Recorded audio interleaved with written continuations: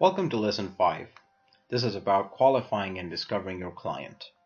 In the previous steps, we highlighted the 8 steps of the sales cycle and discussed the first 3 actions. In this section, we will emphasize the 4th action: create rapport with your clients and make them interested. Let's quickly repeat the 8 steps for the best sales cycle. You have learned in the previous section to create rapport and interest with your potential client. Now it is time to understand the importance of qualifications. In the previous step, we discussed engagement. It had 4 chapters: to be prepared, to put on the best of you, to get in touch and impress, and create rapport and interest. In this section, we will talk about involvement. Involvement has 2 chapters, which is to qualify the prospect and convince and then test for readiness. In the upcoming lessons, we will be talking about closing, which will have its own chapters, which would be to convert objections to opportunities and make it enjoyable and lasting. But for now, we'll be talking more about involvement, which is to qualify the prospect and convince, then test for readiness.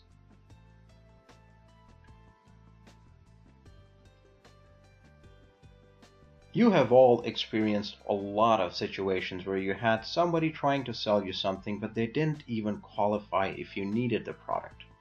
Or they were trying to convince you, but then you were not the decision maker.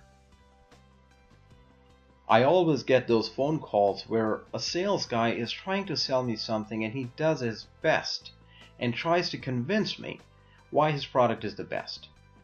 The latest one was a lovely lady selling me some nice events for kids at school for the summertime. After 10 minutes of chatting on the phone, she finally asked me if I have kids, and I don't. So how do we qualify our clients? As a seller, it's extremely important to understand that your job is not to try to move your product to the client. A successful seller is a person who deeply understands the client and brings him a solution that improves his life. We do not sell products, we sell a benefit to the buyer. So rule number 1, enjoy the profession of sales as matching solutions to people's needs. Start by asking questions to understand the person's needs or wants or desires or pains, making sure that what we are offering matches what the customer is actually looking for by asking questions. Your job as a seller is to find and fill people's needs, to help them. Through this, you will learn to truly enjoy the sales process and gather results. Let's listen to 5 questions that help qualify your clients. What is their need? What is their want? What is their pain about? Are they the right decision makers? And what is the decision-making process? And finally, do they actually have the right budget for your product? If you don't have those 5, you might be wasting your time and other people's time. So it's better to go to the next prospect. Study how people make decisions. People make decisions in different ways. Here's a few. Some clients would choose the convenience. Some clients would choose the convenient way, easier, faster, comfortable, versus the price. And some are ready, for example, to drive miles just to get the product for a few dollars less. Some clients are curious and excited to try new things, so motivate them. Show them how special, new, innovative the product is, or what they can do with it. They will buy only if they must have the product, and you will need to explain them why they must have it. Some people focus on the output. For others, the process and the experience is even more important. For some clients, the details are important. Others want to know the big picture only. For some clients, a product that has proven itself and has been there for a long time is important. Hence, references, facts, and testimonials on the product are important. Future-oriented clients are interested in the innovation and what the solution will be in the future.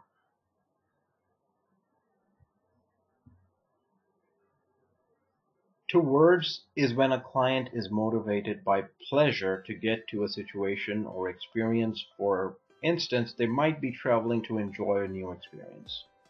Away is when a client is evading a problem. So we could say that he is traveling to be away of some troubles or pains, etc. To motivate a towards person, increase the joy of having the product. And to motivate an away person, you describe the intensity of the pain if they don't have the product.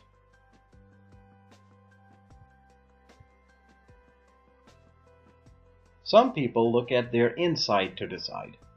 Others base their decision on the way people say, think, and the external world. We motivate an internal person to find out what is really important for them and use those points to get their interest.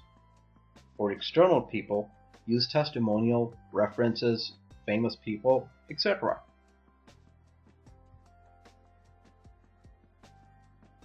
In summary, the balancing of decision is done on price versus convenience, nice to have versus must have, result-oriented versus process-oriented, big picture versus details, past versus future-oriented, towards versus away, internal versus external.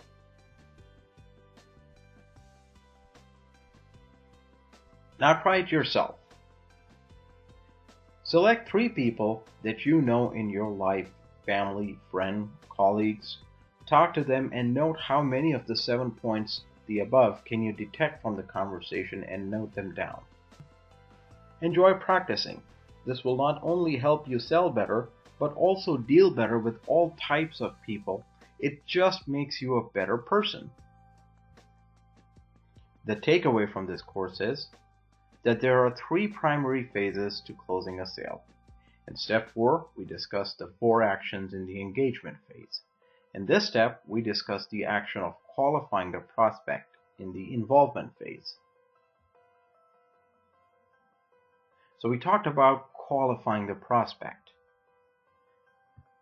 In the upcoming chapters, we will be talking about convincing and then testing for readiness. In steps to come, we will discuss rest of the phases and the actions within.